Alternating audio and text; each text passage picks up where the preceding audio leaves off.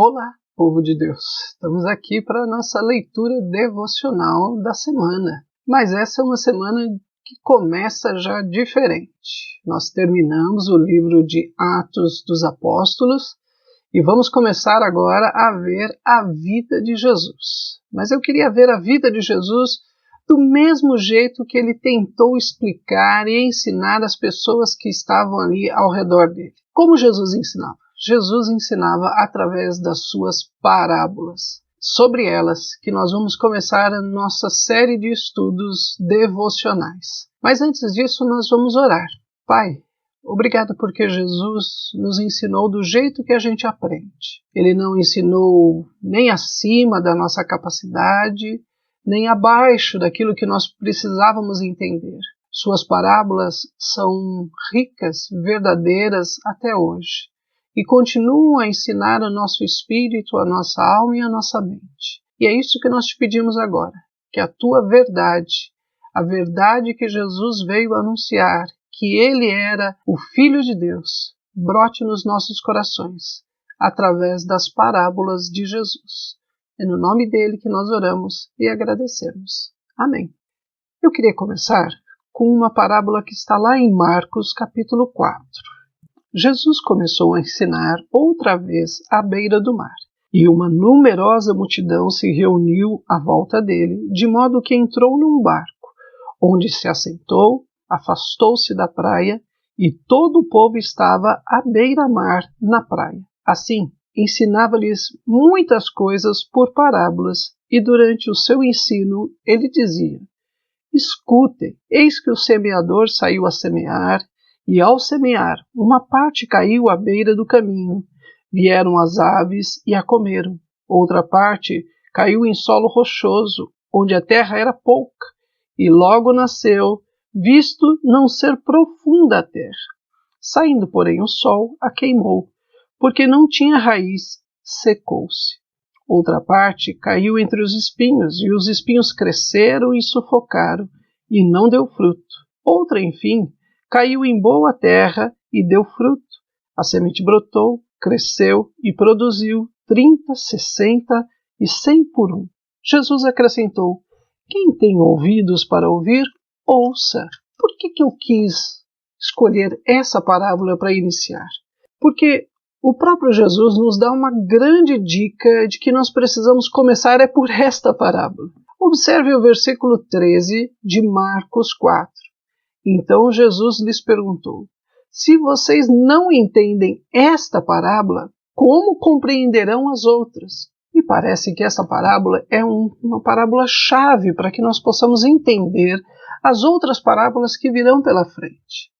Então eu gostaria de começar a olhar por essa parábola de uma outra maneira.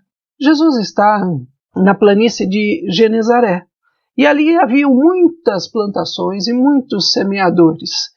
Então, quando Jesus está dentro do barco e fala dos semeadores, todas aquelas pessoas entendem muito claramente o que Jesus está falando. De homens que saíam pelas manhãs e iriam semear pela beira do caminho. Nada parecido com o agronegócio que a gente conhece, sem tratores, sem produtos transgênicos, nada disso, ok?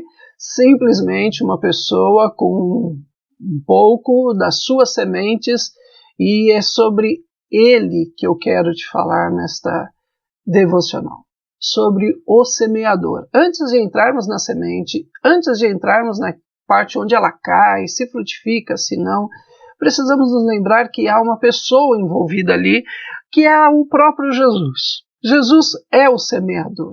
Jesus é aquele que saiu para semear a verdade, a palavra de Deus verdadeiro. Não foi muito bem recebido em todos os lugares, porque ele mesmo disse que muitos vendo não vão entender, muitos ouvindo não vão compreender, para que eles não venham ser perdoados e se convertam.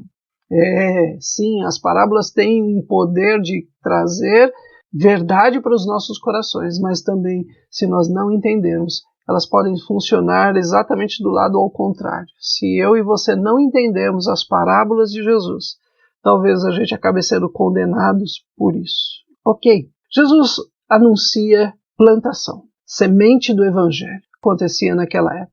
As pessoas que eram os líderes, eles estavam muito mais focados nas suas tradições, nos seus decretos, nas suas cerimônias, nas questões muito formais. Os fariseus eram pessoas ligadas a esse formalismo. E quando Jesus vem dizendo que a verdade é uma semente, completamente contrário, porque as tradições, os decretos, as cerimônias, a formalidade, a vida já passou por tudo isso e agora se tornou seco, sem vida.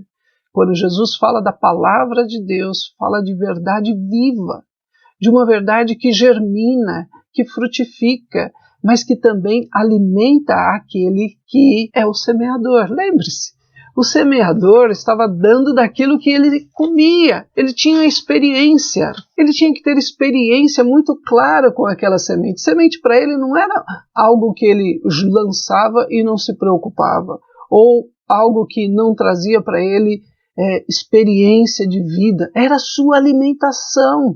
Ele precisava comer isso. Então esse tratamento que muitas vezes a gente vê da palavra de Deus, da verdade de Deus, com muito relativismo, não é? A gente observa que as pessoas, pode ser, pode não ser, Jesus pode até ser o Salvador, mas existem tantos outros.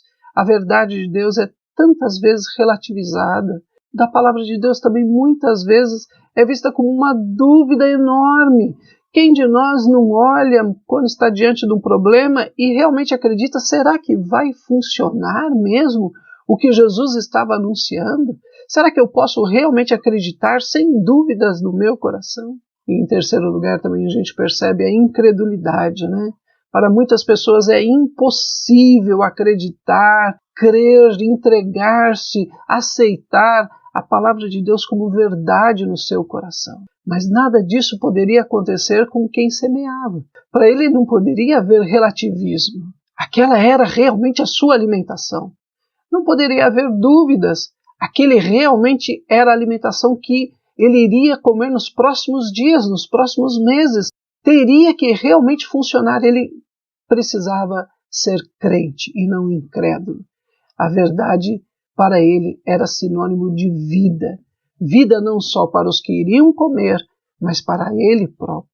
Na época de Jesus, o semeador lançava sementes que o alimentavam. Se ele guardasse com medo das aves, das pedras, dos espinhos, ela acabaria e ele morreria de fome. Ali estava a sua vida, ali estava a sua esperança.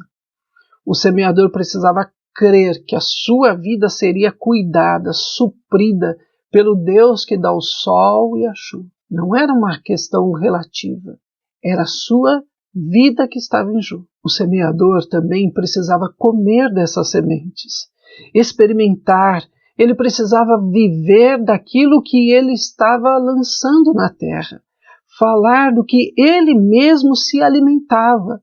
Quando ele contava das suas sementes, não era algo teórico, mas era a sua própria vida. Uma experiência pessoal com a palavra da vida. Esta é a semente que caiu, entrou em boa terra, a primeira boa terra que a semente da palavra de Deus precisa entrar é no nosso coração. Não é para o outro primeiro, mas a boa terra é a terra da nossa vida, é a terra do nosso coração. Ao terminar, eu deixo com você algumas palavras de Jesus que demonstram que a palavra de Deus é a vida que precisa entrar em nós, frutificar, nos alimentar, para que ela possa dar frutos através da nossa vida. As palavras que eu vos disse são espírito e vida. João 6,63. Quem ouve a minha palavra e crê naquele que me enviou tem a vida eterna em si. João 5,24. Lembre-se, Abraão saiu da sua terra. Gênesis 12, versículo 1. Saiu da sua parentela e foi para uma terra que Deus estava mostrando para ele. Ele precisou sair do seu lugar. Paulo também precisou sair dos judeus para levar a palavra para os gentios de longe. Atos 22, 21. Que nós possamos sair como o semeador saiu, porque a semente não está só nas nossas mãos, está dentro de nós, produzindo vida e vida eterna. Que Deus te abençoe. Até o próximo, quando continuaremos estudando sobre o semeador que saiu a semear.